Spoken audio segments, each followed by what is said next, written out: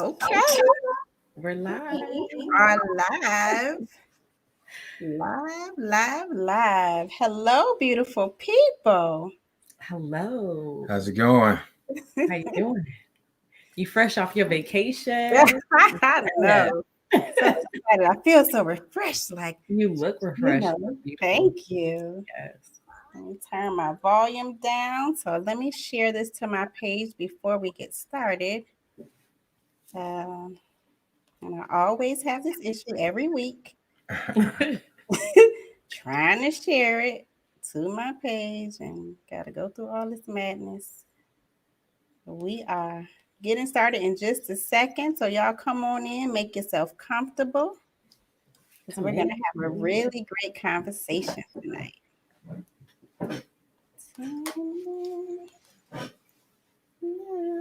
Okay. All right. So, I have shared it and let me just open it on up. Okay. So, as we are waiting for people to come in, um, this will be a nice break from all the stuff that's going on in the world today.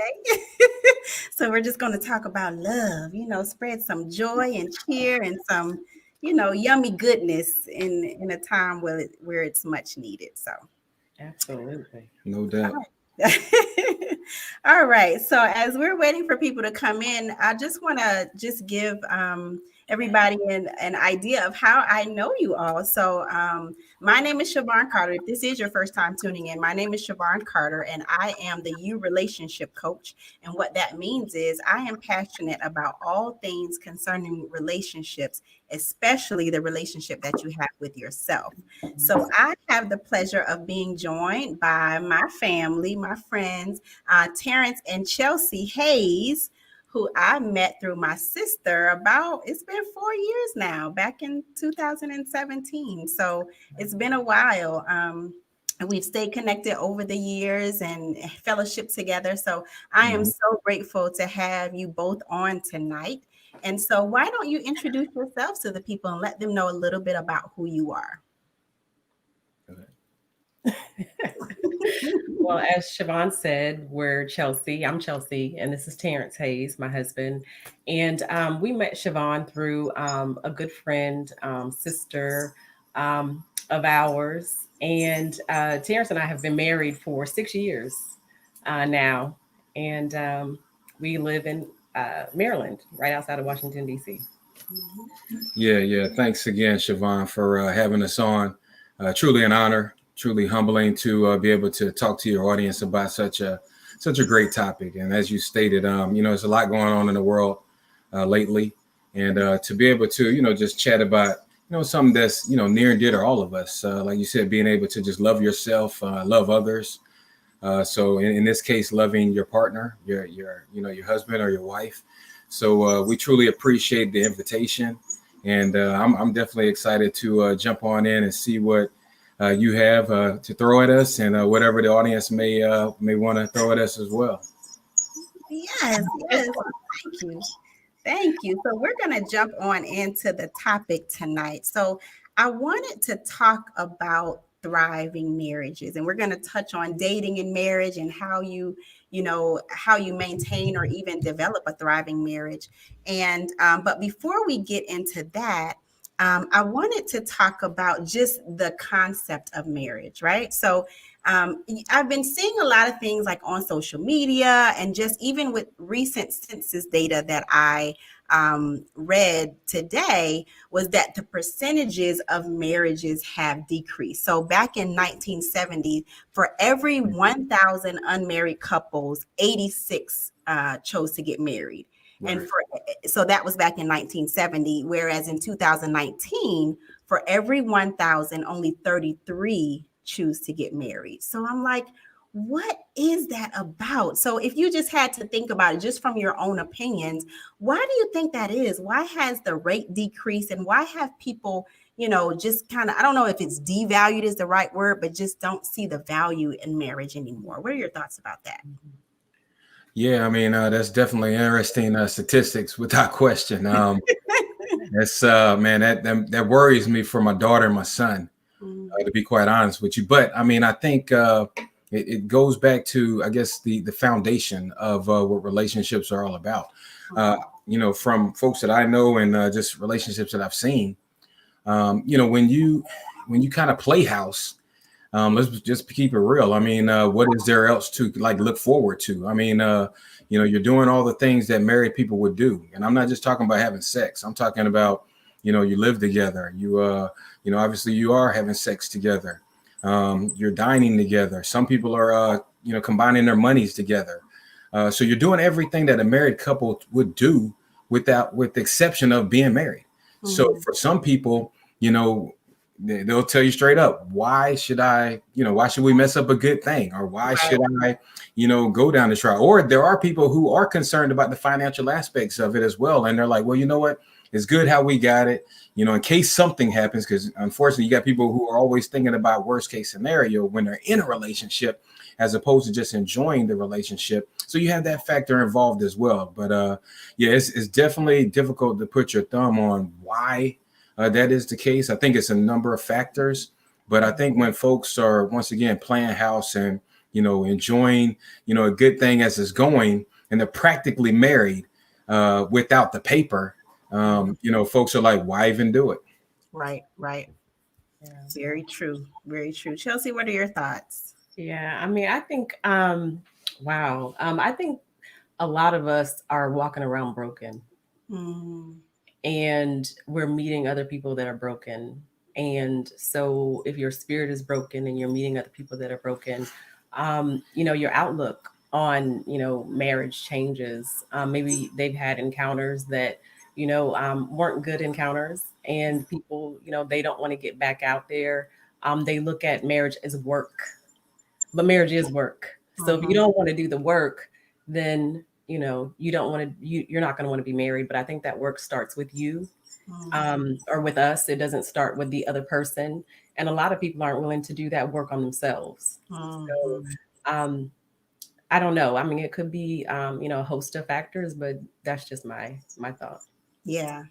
I totally agree with you, because like you said, it takes work, and getting married or being in a relationship, it really causes you to look at yourself. It's like a mirror. You're looking at yourself in the mirror, and this person is reflecting whatever you're giving out. So it can be challenging, it can be uncomfortable, and some people just don't want to deal with that. They don't want to deal with themselves, and then they don't want to deal with being in a relationship or in a marriage with someone else. So, but like you said, it could be all types of things to go with that. Right. So I read an article that talked about just the pandemic and some of the strain that it has put on marriages. However, on the flip side of that, a recent American Family Survey found that 58% of married couples say that the pandemic has strengthened their marriage, causing their commitment to be deeper. So I really want to dive into that. Like what does it mean to have a thriving marriage? What does it even look like? I mean, I think it starts, with understanding that two individuals are one. As long as you get that down, I think everything else can, move where it's supposed to move. If you go into a relationship thinking that it's a competition, which unfortunately some people do, you're going to be fighting against each other. But the moment that you realize that, you're in this thing as a partnership, as one entity, I think it makes things easier. Like you said, with the pandemic going on, there unfortunately have been individuals who have separated, because of the pandemic. They didn't understand, their partner as they thought they did, because now they're seeing that individual, more than 8 hours a day. Right. So, I mean, they only had to put up with what they had to put up, with that individual, but, that now they get to see that the real them. And I think as long as you're one and you're united, and you're just maneuvering through this thing called life together, I think, you're always thinking about that other individual. You're always trying to put the needs of that individual first before your own. So, every day you wake up and you're trying to find a new way to give your 100% to that person. And hopefully that person will do the same and give their 100% to you. Mm-hmm. Yeah. Yeah. I love that. So it's like I like when you said that when you understand that you don't have to compete with each other. That's huge. That is Yeah. huge. And I have heard that before, even in my relationships where, because of trust issues, because of past relationships, going into it Right. feeling like I need to have a guard up, right? Right. Right. Like when you get to the point of just really being able to just open yourself up, to the other person. And like you said, you're not competing, then you create this partnership where you can thrive. So I Yeah. appreciate you saying Yeah. I that. mean, because it's a 50-50 thing. I mean, like I said, at the end of the day, as my father taught me, when you win, I win, I mean, so, in your wins, I'm winning. So if you're thriving in your career, if you're thriving in, outside areas and hobbies and stuff like that, I'm winning as well. It shouldn't be a man, this person is doing this and this, and, I'm not really doing anything. No, Yeah. both parties should be celebrating the wins together, because at the end of the day, it's a united front. So once again, if that person's winning, if Chelsea's winning, I'm winning. Yeah. Yeah. That's beautiful. So I want to just touch on the question. So the question was, what does a thriving marriage look like? Mm-hmm. Mm-hmm. I think that we get too caught up on what things look like versus what things feel like, because a thriving marriage could be different to different people, right? Just Yep. because my marriage looks thriving doesn't mean that, the next person's marriage has to look like mine to be thriving. So I think That's that so for good. me, a thriving marriage feels like service. It feels like, service to my husband. It feels like service from him to me. Sometimes, like, I'm working, for instance. This is an example. Like, I will be working, and he'll just start cooking dinner, and we just know each other so well that he'll pick up the load, or he'll pick up the slack when I'm inundated with things, and I'll do the same thing for him. So it's really it's a partnership. It's us being friends. It's us having each other's back. And it's service to each other for our marriage. That's what a thriving marriage feels like to me. Yeah. And I appreciate you saying that, because in the world of social media, we can get caught up on looks, right? We can see another couple. Like I just read something the other day, and we see this all the time. What prayer did Sierra pray to get Russell Wilson? Like, but you have no idea. You're just going off of looks, and we don't know what their experience is. So I thank you for saying that it's really based on what it feels like in your individual marriage, and it's going to differ, based on the couple. Yeah. Right. And your level of growth too. We're all at different levels of growth. Yeah. So, you're going to meet that person that's a reflection of where you are in life, the work that you've done on yourself, that we talked about earlier. Yeah. Yeah. So if you were talking to a new couple, and they were asking you, they're watching this live, and they're like, well, how do I create, how does me and my partner create a thriving marriage? What do we need to do? How do we even get started? We're new in this. What advice would you give to them? Yeah, I mean, again, I think it all starts on, honesty, accountability, and truth. I think if folks go into the relationship at the very beginning, even before you get to the marriage part, that's what I was getting ready to say. if you come to that at the very beginning, because the last thing you want to do is be in a marriage and then you find out other stuff, or now you're trying to be truthful or whatever the case may be, and things are just coming out. But if you show your true self from day one, and that person either accepts you or not, you don't put up a front. There's a lot of individuals who will try to put up a front to chase down that woman or that man, and then they get into the relationship, and then the blinders are up. So then either the man or woman doesn't see the not so good things, or the things that need to be improved on. Then they get into the marriage, and then boom, now it's going 100%, 100 miles an hour. You see everything at that point. The blinders are down now. And now that person how they presented themselves in the beginning aren't really that person. And now you're stuck. you know. And, so I think if you go into the relationship with truth, accountability, and just honesty from the very jump, I think it will set you up for success as you continue to grow throughout the marriage, because you're not going to go into the marriage on day one excelling to your maximum capabilities. That's in anything you do. You're going to continue to learn and grow step by step.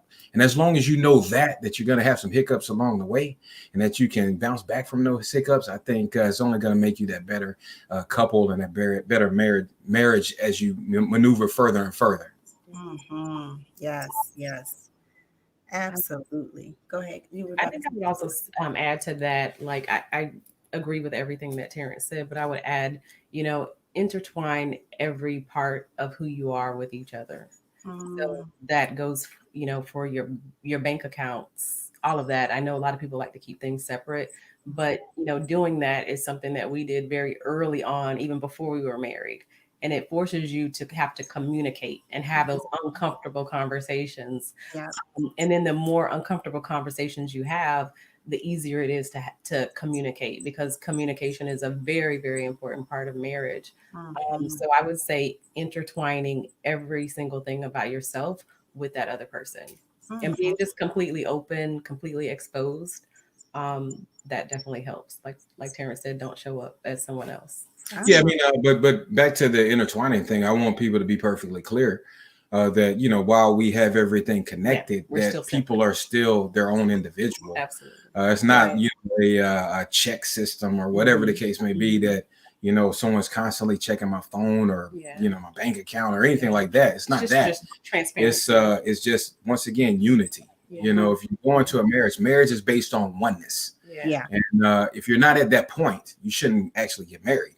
So if you're not willing to be that one partnership, that one entity, that one corporation, you shouldn't go into it like that as two separate entities. It's not going to work. It doesn't work in the business world.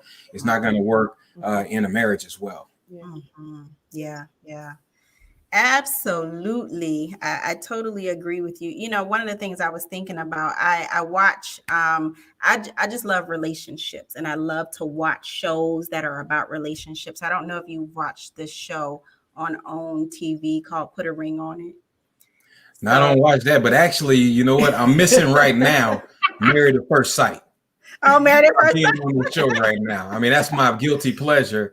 And man, talk about some train wrecks. People that actually don't know each other. It's a hot mess sometimes, but it's interesting though. Yeah, exactly. So thank you for your sacrifice for me. I DVR'd it. But I was just thinking about that show, and on Put a Ring on It, it's about couples who have been together for a long time. They're not married. One desires to be married. One is hesitant about it. So they're going on this show, 3 couples, and they have a therapist that's talking them through what the barriers are. And then at the end of the show, they decide, whether the man decides whether he's going to put a ring on it or not. And so it was one couple in particular that it just seems like her main goal was, I just want him to propose to me and just to get engaged. That was her whole thing.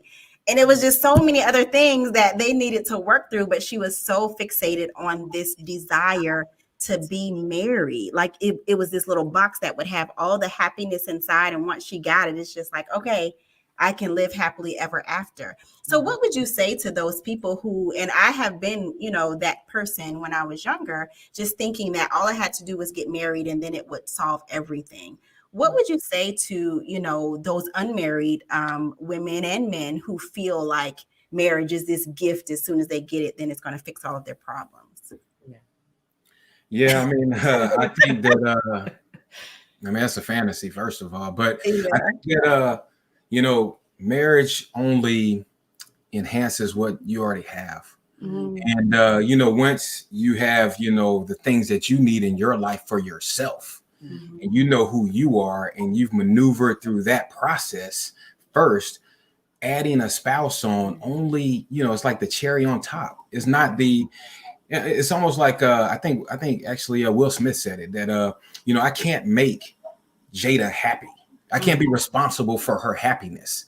I mean, I can make her sad, but I can't be responsible for her happiness. You know what I'm saying? She has to come to the table with that within herself. Mhm. And to those women and men out there who, maybe challenged or contemplating the marriage thing, I think once again, if you're not willing to have that person be your equal, or to look at them as your equal, and to go through the good, the bad, all those situations, because it's going to be, there's going to be times where it's all roses. It's going to be times where there's some situations that you really have to maneuver through, and in tough times and stuff like that. And if you're not willing to be there through the good and the bad, just to get the ring, to say you got it, and to have this extravagant wedding and all your friends are happy, and then a year comes down and now you're talking to your mother or your father like, man, this is not what I signed up for. That's the issue. So you got to make sure that what you bring to the table is exactly who you are at that present moment, who you want to be, because the last thing you want to do is to go into it and hoping that someone's going to change, for the simple fact of, I'm in love with this person. They're great. They have that potential. But if that potential doesn't turn into that actual gain, man, it's going to be a rocky road. Well, I think I'll keep my response a little bit shorter and say that marriage is not the goal. Wholeness is the goal. Because when you're a whole person and you show up to the relationship whole, then hopefully you'll be meeting another whole person, and you can create a whole marriage, and not a marriage that's lacking anything. So then that would create a thriving marriage. But yeah, that's what I was saying. Talking my language, Chelsey. I love the concept of wholeness and coming into a relationship as your full whole self. I know that we're always, evolving and growing. So you're not going to be perfection, but that knowledge of self and just being at a space of just assurance and confidence, and creating your own happiness and experiencing self-love. And then you can bring all of that into the relationship. And then, you pour that onto your partner, and they do the same. And it just sounds so much more fulfilling, because you're already, fulfilled within yourself. Right. Okay. So let's talk about, once you're in the marriage and, you are experiencing the bliss and you're doing the work. One of the things that I really believe that helps, to promote or to create a thriving marriage is just to date your spouse. So let's talk about dating your spouse after marriage. So what does dating your spouse look like? And what are some ideas that have worked for the two of you? You want me to take it? Yeah, go ahead. Okay. So I think we also get caught up on different concepts of date night, but dating your spouse is a continuous daily thing, whether it's text messages, whether it's, one of the things that I do first thing in the morning is I wake up happy. Good morning. I'm yelling at, good morning, baby. So I mean, that's date. Every single moment I feel like we're dating. It doesn't feel like, it's something that's orchestrated or planned on a Friday or Saturday night. It's, the way I wake up in the morning. It's the way that I look at him. It's the way that, I move, throughout the day or through the house, while he's in my presence. He's always dating me. I know that's And right. I think, and I'm always dating him. So I think it's a mindset. And it's a daily continuous mindset. It's a check-in, hi, how was your day? Or, multiple I love yous, or, don't worry about it, I got dinner tonight. Or, just let's cuddle. So yeah, I think it's continuous. Yeah, I know for me, I like to give the imagery. One of the shows I used to always watch, and I still watch today, and I really think that if you really look at these two central characters and, just follow them and their growth and things of that nature, you really say, man, that was a couple that I really would, like to be like. They may not have been the richest. They may not have had everything that they thought that they needed to have at that present time, but they had each other, and they enjoyed laughing together. They enjoyed, when they didn't have anything. They enjoyed when they got everything. They enjoyed their friend circle. They just thrived. And the show I'm talking about is Martin. I really think that Martin and Gina, yeah, I'm just being real. Martin and Gina is one of those real unique type of relationships where they could laugh with one another and at one another, and it was just cool. It wasn't like once again, a competition type of thing. It was almost like every episode you saw, they were in a zone, like, man, that's a deep couple, they got it together, type of situation. And it seemed like they were dating constantly. Just being connected is what dating should be. And it shouldn't have to be the, let me go and schedule a reservation at this 4 or 5 star restaurant, here and there. It could be, just hanging out, with your spouse or your, partner, or whatever the case may be, and just having a good time, laughing, watching a television show, playing a game or something. Something small. It doesn't have to be the big extravagant things that people, sometimes do, go out, get the rose petals and, run in the bath and all that kind of stuff, which is great. You definitely need to do those things as well. But one thing is that you're not gonna be able to do those things all the time.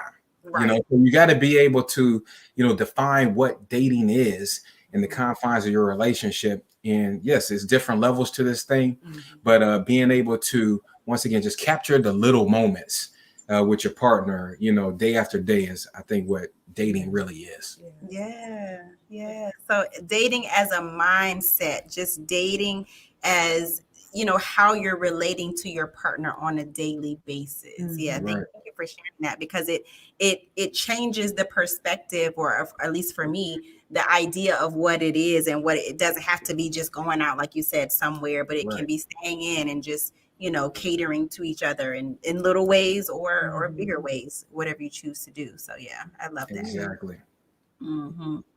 So one of the things that I've noticed also is just gift giving. One of the things that I've noticed, even from the two of you, you post some of the things on your social media pages, and I've seen other couples just to find little ways to show, whether it's big or small, to find little ways to show each other that you appreciate each other. So how important would you say that is in a marriage? Well, I think it depends on the people in the marriage. I mean, everyone has a different love language, and one person's idea of a gift is maybe different than someone else's idea of a gift. But I'm not sure like how important like actual gifts are in the marriage. I don't think gifts, if we're talking about gifts, the same are the most important thing in a marriage. But I think showing appreciation. So like knowing your partner, knowing what makes them happy, knowing, their love language, whether it's washing the dishes, because, to me, him cleaning up the kitchen is a gift. So, and he does it a lot. So I'm always like, yes, but so that's a gift to me. But so I guess I would say like gifts are important, but it's just knowing the right gifts to give. So knowing your partner. Yeah. I mean, gift giving, I mean, it's once again, it's just another part of, a relationship. What I will say to people out there though, is that don't get so wrapped up into, the gifts and things of that nature. While there's maybe some individuals that can wrap a bow and have a car in the garage, waiting on their loved one or whatever the case may be, on down to the person who decides, what, I'm on my lunch break and my spouse or my partner's on my mind. I'm gonna leave my job, just kind of, get away for a minute and bring lunch to him or her. You know what I'm saying? And that can be a gift as well. So I think that, just don't get caught up in the, the levels of these gifts or whatever the case may be, because what you don't want to do is look at another couple and say, man, that's the standard. So if I'm not giving X, I'm really not doing it right. That's not true. It's all about that person you're with, and once again ensuring that you're valuing them, and whatever that gift may be, they will appreciate. Because in this world, in this day and age, you have people with Birkin bags and all, like you said, cars and that kind of stuff. And it's so easy to get caught up into thinking your mate is supposed to give you these extravagant trips, and people want to get flued out and all this, so it's just all this stuff that also you can get tricked. And I mean, you kind of look at it from a standpoint of being a parent. When I was growing up, my parents gave me what they could afford. Then I had friends who their parents gave them everything. But the difference is I had a wonderful relationship with my parents and they didn't. You know what I'm saying? So their parents were replacing time and all those things with gifts. And I think that once again, don't get it twisted. Gifts are important, but gifts do not replace the love and the affection and the time that you dedicate towards your partner. Yes. And one of the things that you said just a few moments ago, Chelsey, was the importance of knowing your partner's love language. So how important is it for you to know your partner's love, or to speak your partner's love language? So when I say love language, I'm talking about words of affirmation, the 5 love languages by Gary Chapman. So if you are watching and you haven't discovered what your 5 love languages are, then I encourage you, single or married, to take that test. But it's words of affirmation, quality time, physical touch, giving gifts, and acts of service are the 5. So how important is it to know and speak your partner's love language? Well, I think it's important to, I'm not sure really if it's really important to exactly know their love language. I think we would be safer in practicing all of the love languages. Affirming your partner should be important, whether that's their love language or not. You should affirm your partner. You should affirm yourself. So you should definitely affirm your partner. What were the other ones? Words of affirmation, physical touch. Physical touch, like that's important too. You can't have a marriage and not touch each other, so that's important as well. So I think all of those love languages are really important, but definitely knowing which ones are most important to your partner is also important.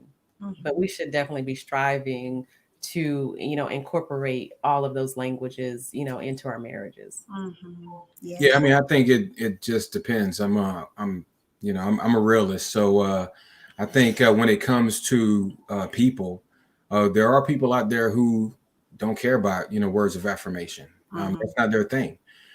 Unfortunately, there's people out there who may not have learned how to love and may not hug and show affection and things of that nature because of how they grew up. We can't expect them to, because that's my love language, to change who they are. Because once again, they are who they are. I have to love that person for who they are, or maybe that person isn't for me. But if I've decided that person's for me, I can't demand something of them that they cannot deliver, or that's just not their thing. So I think that it's a 2-part thing. I think it's me as the man knowing that who the individual that I'm with, and vice versa, that individual knowing who I am. And but it's a 2-way street. Just because, like I said, I may want physical touch, that person may not, that may not be their thing. They may be trying. They may be giving all they have, and you just either have to accept that they're giving all they have, or once again, maybe that isn't the person for you. Right. Which is also why dating is very important. Dating to get to know that person so that you can either say that, no, you're not for me. I think a lot of times that we rush into, the marriage without experiencing the full aspect of dating and getting to know that person, whether they're right for us or not. Yeah, that listen, yes, I can't. Yes, I think as much as the 5 love languages are important, I actually think that the Myers-Briggs is more important. I think that every couple should complete the Myers-Briggs just to know who that individual is and their mindset, whether they're a thinker, a feeler, a judger, or whatever the case may be, introvert or an extrovert. You need to know those things because that dictates their personality. That dictates how they're going to operate in certain, capacities and stuff like that. But I think that while we want to know the 5 love languages, which is critical, no doubt about it, I actually think that, being a critical thinker myself, I think that the Myers-Briggs is even bigger because you get to know that individual. Yeah. That is We that. did that. Yeah, we did that when we got married. You did, yeah. And I've taken them several times for my job, and every time I always got the same result. So I am definitely, truly, at heart, at my core, INFP. So it's like that. It's so funny because I have put, so I don't have the Myers-Briggs, but there's a similar test that I may have people, take, because I'm curious about how they're wired, because I know what an INFP means, and how intuitive and perceptive I am, and just introverted. And so, it's important for me to know how you're wired, and if we're gonna Exactly. be compatible. Yeah. So I definitely understand that. Definitely understand that. So, what words of encouragement would you give to a couple who is in this season of struggle, if especially in this pandemic, if they are just really having a hard time? They may not be experiencing a thriving marriage right now in this season. So, what words of encouragement would you give to them? You said it, the word season. I think that endurance. This is just a small snippet of what's going to be going on in your marriage.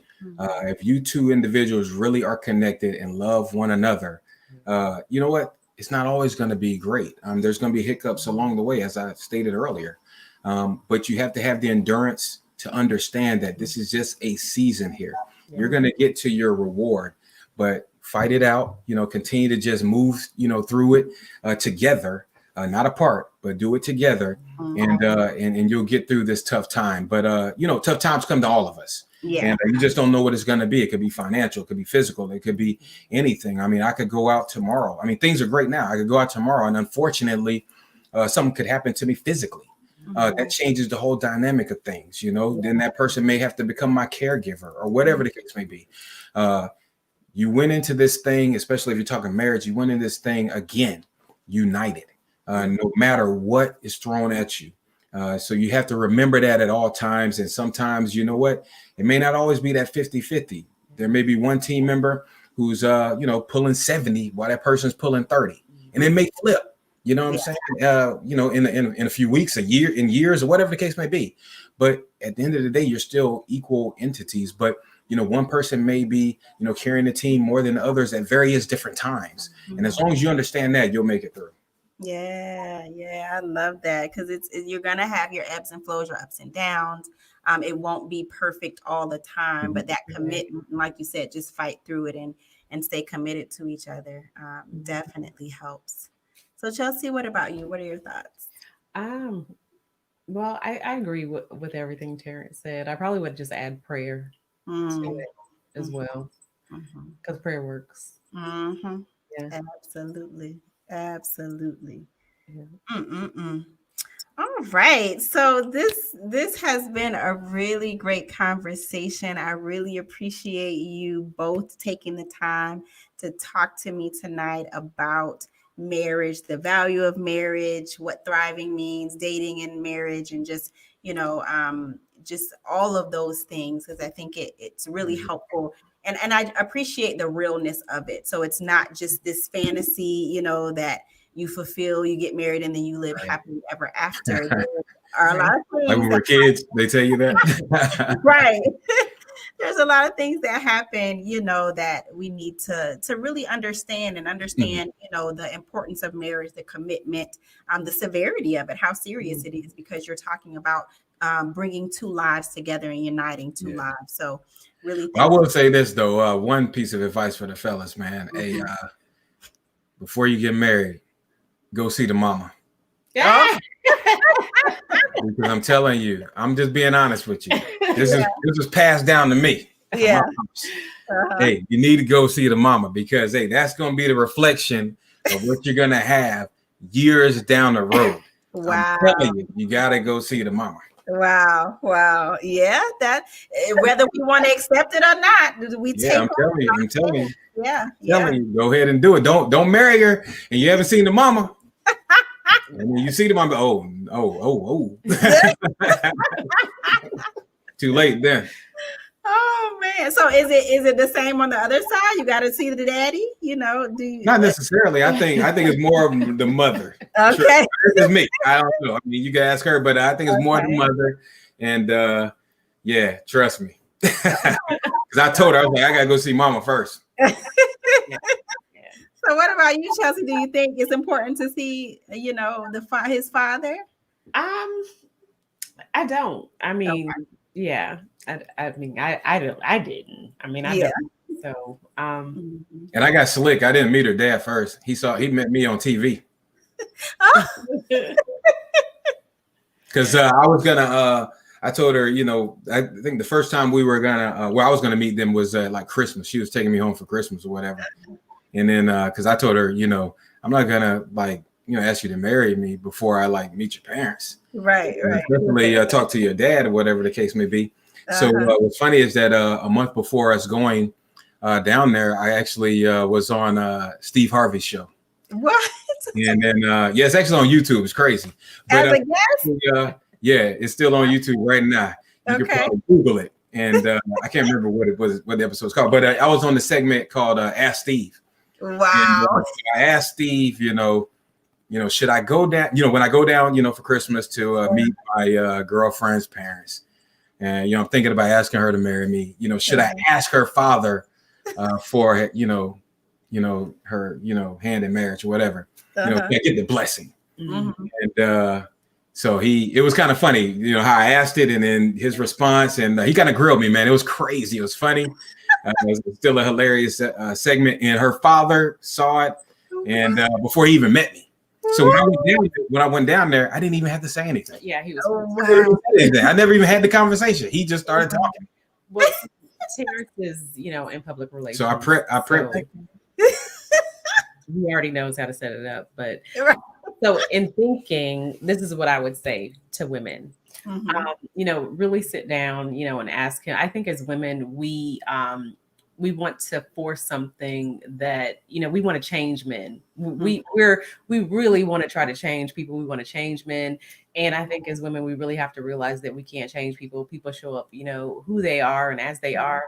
So I think that one of the most important things for me was just really getting to know him and asking him what his purpose is. I need to know, what is your purpose in life? And, for him, it was my purpose is to serve others. And so to me, that's I want a man with a big vision, not just for today, but, for tomorrow. So I would really just, I guess, get into the mind of the man that you're, thinking about calling your husband, and asking him those deep questions, and see where it leads. And does that match up with your spirit and where it is that you see yourself now and in the future? Yeah, I think that's so important. And I have experienced that where, purpose is just huge for me. I just feel like I'm driven by purpose. So it's important for me to be with someone who is also driven by their purpose. And I have experienced where the person wasn't. And Right. it was one of those things where, okay, maybe I can deal with it. And like you said, maybe they'll change. Right. But I started to realize this is who this person is. So, I have a decision to make. And I Right. think that's really important for us to understand who we are, how we're wired, and then understand, who we're most compatible with, especially when we're talking about purpose, and do those. Exactly. And there's nothing wrong with that. You need to, as I tell people, you don't need to settle. Right. You have built who you are. The last thing you need to do is dumb yourself down Right. to be with an individual. You know what I'm saying? Because that's a long life. And you're talking about marriage. That's for eternity, And I'm telling you, the last thing you want to do is be miserable, Yeah. or almost be like in jail, in your own home type of situation with this person who you're supposed to actually be thriving with and loving and enjoying. Right. Yeah. So yeah, thank you for saying that word purpose, because I think it's really important. Yeah. I think another point too that I would add is that a lot of us women, we think of ourselves as independent women, and it is important to be independent in a certain season of your life. But when you marry, then you're joining forces with another person. And Yeah. so like that mindset that we've created as independent women has to change, Yeah. because you can't be independent and be married. Yeah, yeah. Would you say that that has to be also learned like as you're developing your relationship before marriage? I think so, because if Mm, you're giving off the vibe that you're completely independent, then a man doesn't see any room for himself in your life. mm, Yeah, I mean, I think that I mean, you got to look at it, several different ways. mm, Obviously, if you're single, you are independent, mhm, so you have to be independent. But at the same token, when you come in contact with others, and it doesn't necessarily have to be your spouse or your partner, whatever, even your mhm, friend circle. You mhm, have to understand that everybody needs somebody, Right. and when you realize that you can be that stronger unit, whether once again, if it's a friend circle or a relationship or even at your job. Yeah. So you mhm, can't go into things thinking that, it's my way or the highway, Yeah. or I'm the smartest mhm. person in the room, Yeah. Right. or, you just fall in love with your own ideas and no one else's ideas matter. Mhm. Mhm, That's not good. mhm, So independence is great. It's definitely mhm, great. It's something that all women and men should have, Mhm. because at the end of the day, you have to take care of yourself first. Yeah. mhm, Once you're able to take care of yourself, then you're mhm. able to take care of somebody else. Mhm. But Yeah. I think the issue is at times people get the independent thing, twisted. And Yeah. I actually think that they aren't too independent. Mm, They actually just don't know how to ask for that dependence that they actually need, mhm, and they see that as a sign of weakness. Mhm. When in theory, you have that person with you, to help you along the way. It's actually a sign of strength. Mhm. mhm. Lean on. Yeah. It's almost like it could be a defense mechanism. If I'm Exactly. boasting about being Exactly. independent, then, really my defenses are up because I'm scared to be hurt Right. or Right. scared to To be commit. vulnerable or, Mhm. yeah, to commit. So I beat my chest about how independent I am and how I can Mhm. do Right. everything by myself when really I just don't know how to, let go and just open up. So yeah, yeah. Mhm. Hey, like Iyanla said, hey, I ain't gonna fight you for your healing. I know that's right. I know that's right. You gotta want it. I'm telling you. I am telling you. So this has been a great conversation. I really appreciate the two of you being with me tonight and just having this talk and sharing with us. So before we leave tonight, any last words you want to share with the people who are watching about anything that we've talked about tonight? Yeah, I mean, obviously, I'm gonna talk to the fellas specifically. Obviously, there's a lot going on in the world right now. We're in the middle of this pandemic still. Mhm, Obviously, folks who did watch TV today saw what happened at the White House, mhm, and at the Senate building and things of that nature at the Capitol Hill. Obviously, we know that there's still a lot of things going on with our brothers and sisters out there, really needing to really, watch their backs when it comes to being in certain, type of situations, whether that's with police or, just fellow citizens out there in this country. So I just tell you, man, continue to be strong, continue to be those strong, men that God built you to be. But at the same time, be willing to lean on that partner that you have. Love on them. Tomorrow's not promised. Live today like it's the best day of your life, mhm. every single day. Because while we do plan for the future, without question, that's important. You got to live every day like it's your greatest day ever, like tomorrow's never coming. So if Mm. you do that in your relationship, you do that in loving yourself, man, you'll have a spectacular, not only just marriage or a relationship, you'll just have a spectacular life individually. Yes, yes, yes, yes. What about you, Chelsea? Any last words? And I will speak to the ladies. I will just say, definitely prayer, seek therapy if you need to, Mhm. and work on ourselves. Yeah. Yeah, Mhm. Yeah. Yeah. work on yourselves, prayer, and therapy. Therapy. Yes. That's the beautiful combinations. I tell Mhm. you. Yes, indeed. So thank you all once again for those who are watching. Thank you for joining us tonight. And just be good to yourself, and just, especially in these times, just practice self-care, because it's so much going on, so many things that we haven't even seen in our lifetime that we're experiencing, and it can cause a lot of stress on our emotions. So just take care of you. And until next time.